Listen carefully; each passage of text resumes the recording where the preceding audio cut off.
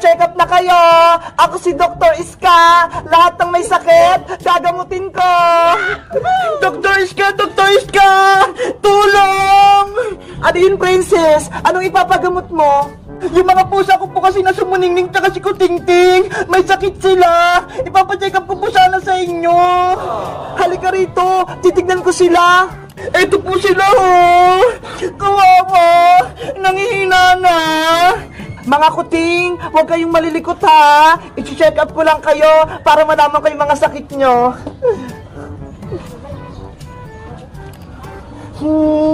Okay naman yung puso ni Muningning, pero nahirapan siya huminga. Si Kutingting naman, may plema siya sa baga. Naku, may sakit nga si Kutingting ko. Dr. Iska, ano pong gagawin ko para gumaling siya? Huwag ka mag-alala, Princess. May ibibigay ako sa kanilang gamot. Eto ho, ipakain mo para gumanda yung pakiramdam nila. Salamat, Dok. Sana gumaling na itong mga mingming ko. Pwede mo na silang iuwi, Princess. Tapos, pakainin mo sila ng madami para lumusog sila. Salamat po, Dok. Na-check up niyo yung mga pusa ko. Ito po yung bayad ko. Muningning, Kutingting, tara na. Umuwi na tayo. Sino pa kaya magpapacheck up sa akin ngayong araw? Dr. Iska! Dr. Iska! Emergency! O, Bebang, ano nangyari? Hala! Pati si Bebang magpapacheck up din! Ano kaya ang sakit ni Big Bird? Si Big Bird ko! Manganak na! Si Big Bird? Manganganak? Akala ko pa lalaki si Big Bird! Babae po si Big Bird! Tingnan niyo po! Ang laki ng tiyan! Manganganak na! Oo nga, no? Dali mo na rito si Big Bird para ma-check up ko siya. Ito po, Dr. Iska! Malapit lang ang mga anak si Big Bird. Gumagalo na yung baby sa tiyan niya. Bebang, dadalhin ko lang si Big Bird sa emergency room, ha? Doon ko siya paanakin. Dr. Iska, ingatan niyo po si Big Bird ko, ha? Pati yung baby niya. Oo naman, akong bahala.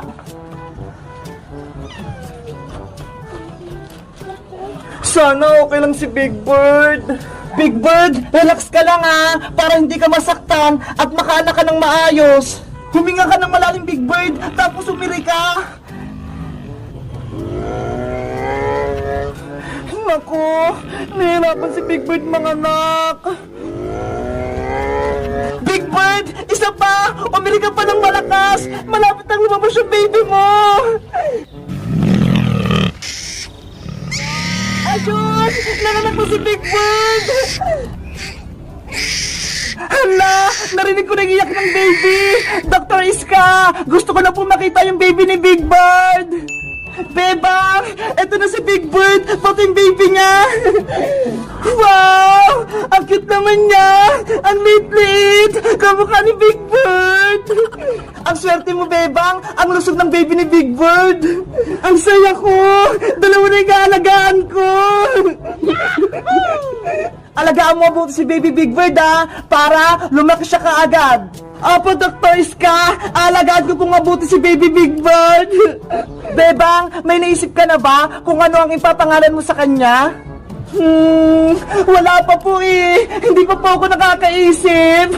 Tulog na, baby Big Bird. Matulog ka na. La la la la la la la la. Ate Beba, si baby Big Bird, tulog na. Ang galing mo maghele. Huwag ka nang maingi, Emily. Baka magising pa siya. Ihiga mo na siya dito sa higaan para makatulog siya ng mahimbing. Baby Big Bird, matulog ka na ng mahimbing, ha? Wow!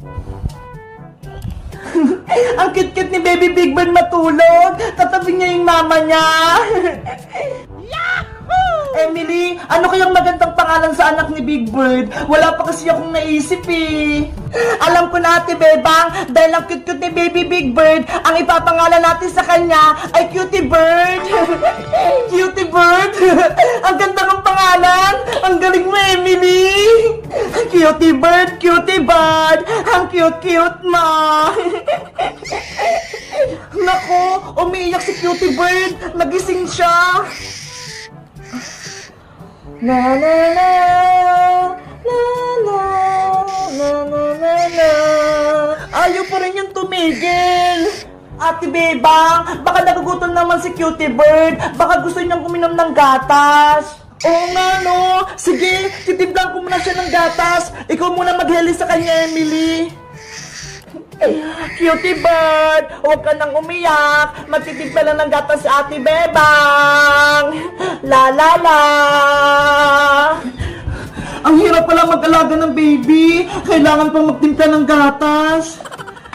Ano kaya yung una ko ilalagay dito sa bote? Gatas ba o tubig? Bahala na nga.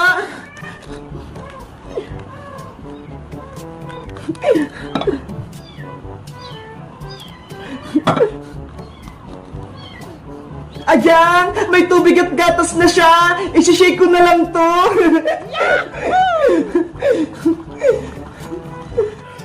Ate Bebang! Si Cutie Bird! Ayaw niyang tumigil sa pag-iyak! Andyan ako, Emily! Eto na yung gatas niya! Akin na si Cutie Bird! Eto po! Cutie Bird! Eto na yung gatas mo! Ayan! Tumigil na siya sa pag-iyak! Gusto niya yung gatas! Ang galing mo, Ate Bebang! Ikaw na talaga yung magaling na lola ni Cutie Bird! Hala! Lola na ako! Oo, kasi ayun yung anak ni Big Bird, kaya ikaw yung lola ni Cutie Bird! Oo nga, no? Lola na pala ako! Bebang! Bebang! Tulungan mo ako! Ano yun, Princess? Gabing-gabi na ha! Yung alaga kong mga pusa, si Muningning tsaka si Kutingting, umiiyak, hindi ko sila mapatigil. At si Princess, gutom lang yung mga pusa mo, kaya sila umiiyak. Kaso, wala akong ipakain sa kanila, Emily. Wala nang ulam, inubos ko na. Princess, dapat meron kong nakahandang pagkain o kaya gatas. Tignan mo nga to si Cutie Bird, oh. Laging nagdidede. Ay, may dede si Baby Big Bird. Bebang, tira mo ko ng gatas niya, ha? Hoy, Princess, kay Cutie Bird dyan. Huwag mong kunin. Sagit lang, Bebang. Patiteng ko lang yung mga alaga ko para hindi sila umiyak. Muningning, Kutingting, dumedi na kaya. Ayun tuloy, si Cutie Bird na yung umiiyak. Princess, akin na yan. Bukas ko na lang ito ibabalik, Bebang, kapag wala ng laman. Princess, wag mo na iuwi. Bye-bye, Bebang. Hihiramin ko muna to. Oh, no. Pasaway talaga si Princess. Pinaiyak na si Cutie Bird ko. Ano ba yun sa Ate Princess? Nag-aalaga siya ng pusa, tapos wala siyang ipapakain. Yahoo! Narinig ko si Cutie Bird ko! Hindi siya umiiyak! Pagkatapos mong maligo, gagala tayo sa kalsada, ha? Para mainitan ka! Ate Pepang! Eto na yung stroller ni Cutie Bird, oh! Dito mo siya ilalagay kapag kumala kayo! Wow! Ang ganda naman yun, Emily! Stroller! Hindi na ako mahihirapang magbuhat kay Cutie Bird! Ito yung gamit ko nung baby pa ako. Buti na lang naitabi namin. Cutie Bird, tama na yung pagliligo mo. Magpapaaro na tayo sa labas. Ito yung tuwalya niya, Ate Bebang. Salamat, Emily. Ayan! Ang bango mo na, Cutie Bird! Ate Pepang, tapos na tayo! Ilagay mo na si Cutie Bird dito! Okay, let's go!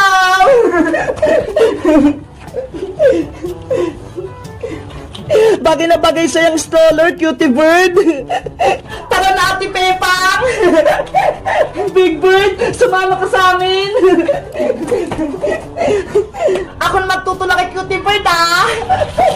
Okay, basta, dahan-dahan ka lang, Emily, ah, para hindi mahulog si Baby Big Bird. Opo, Ate Pepang!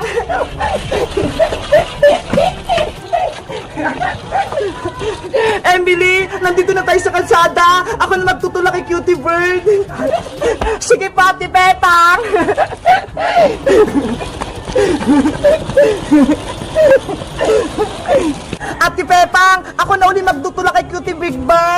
Okay, ikaw naman, Emily. Cutie bird, kakala tayo. Muningning, kutingting, uminom na kayo ng gatas nyo. Bilis na, para lumaki kayo agad. Ate Princess, hello! Tignan mo ho, may stroller na si Cutie Big Bird. Wow! May stroller na si Cutie Bird! Ang ganda naman yan! Princess, nandyan ka pala. Ibalik mo na yung dede ni Cutie Bird ko. Mamaya na, nagdidede pa nga yung mga pusa ko eh. Bebang, pwede bang hiram niyan stroller mo? Sasakay ko lang to si Muningning tsaka si Kutingting. Nako, hindi pwede, Princess, no? Kinuha mo na nga yung dede ni Cutie Bird ko eh. Tapos hiramin mo na naman yung stroller niya. Saglit lang, Bebang. Please. Ayoko, Princess. Kay Emily ang stroller. Pinahiram niya lang sa akin. Alam ko na. Ako na lang kaya muna magagala niya kay Baby Big Bird para masubukan ko magtulak ng stroller na yan. Si Ate Princess, nainggit na naman. Ako na nga magtutulak kay Cutie Big Bird eh. Saglit lang naman, Emily. Sige na, para masubukan ko din niya magtulak kay Baby Big Bird. Pumayag ka na nga, Emily, para hindi na magtaplo si Princess sa atin. Sige na nga, Ate Princess. Yay! Pinayagan ako. Bebang, ikaw muna bahala dito magpadede sa mga alaga ko, ha?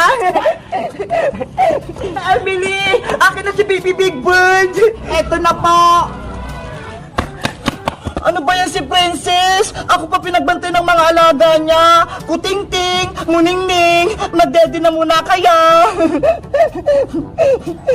Baby Big Bird, ako muna mag-aalaga sa'yo.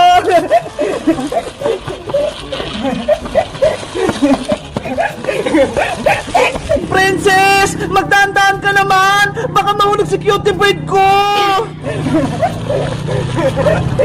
Cutie Bird, kumapit ka na ng mabuti ha, para hindi ka mahulog. Nandito tayo sa taas. Ready, get set, go!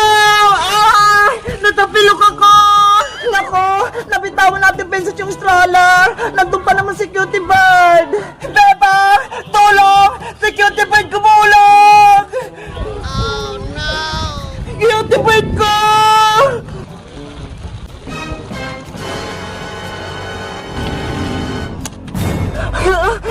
Cutie Bird!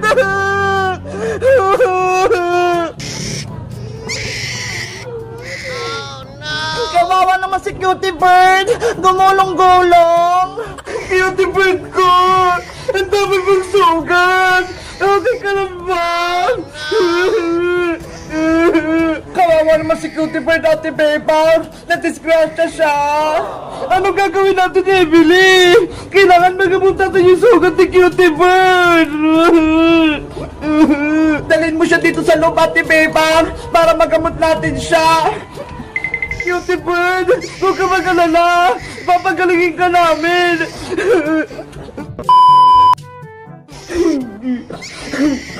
Ang dami ng sugat, Emily! Natatakot ako! Ang lakas kasi ng gulong niya sa stroller! Kaya maraming sugat si Baby Big Bird! Emily! Paano natin papagalingin yung sugat ni Cutie Bird? Hindi naman tayo marunong maggamot! Ako din, Ate Peppa! Hindi ako marunong! Alam ko na! Tawagan natin si Dr. Iska! Siya gagamot kay Cutie Bird! Sige, tatawagan ko si Dr. Iska sa telepono. Wait ka lang dyan, Ate Beba, nga. Cutie Big Bird ko, huwag ka na umiyak. Gagamutin ka rin namin. Tignan mo nga si Mama Big Bird mo, ho. Nag-aaral na din sa'yo. Bebang! Bebang! Kamusta na si Baby Big Bird? Pumunta ka pa talaga dito, Princess! Ikaw nga may kasalanan kung bakit na-disgrasya si Baby Big Bird ko! Tignan mo siya, oh! Ang dami niya sugat! Sorry, Bebang! Hindi ko naman sinasadya eh! Ano hindi? Diba? Sabi ko sa'yo, magdaan-daan ka lang sa pagtulak ng stroller, pero